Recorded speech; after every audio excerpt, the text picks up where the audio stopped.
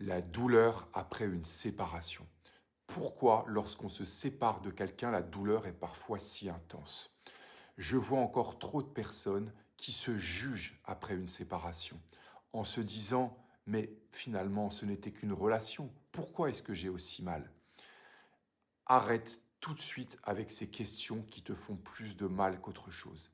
La vérité, c'est que la douleur n'est jamais proportionnelle à la durée ou à la qualité de la relation. La douleur que tu ressens, elle est proportionnelle à ce que cette relation venait combler en toi.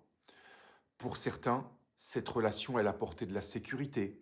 Pour d'autres, elle apportait de la reconnaissance. Pour d'autres, elle apportait de l'amour. Pour d'autres, elle apportait un sentiment d'exister pleinement.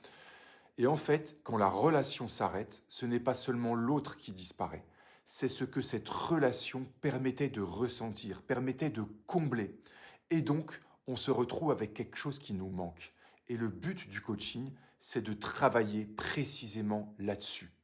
Identifier ce qui a été perdu au-delà de la personne pour éviter justement de confondre amour et dépendance, attachement et sécurité intérieure.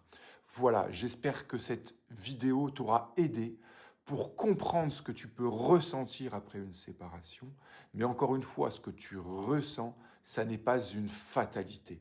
Tu peux te faire accompagner pour traverser cette épreuve de manière beaucoup plus sereine. N'hésite pas à liker cette vidéo, à t'abonner à mon compte ou à entrer en contact avec moi si tu as des questions à me poser.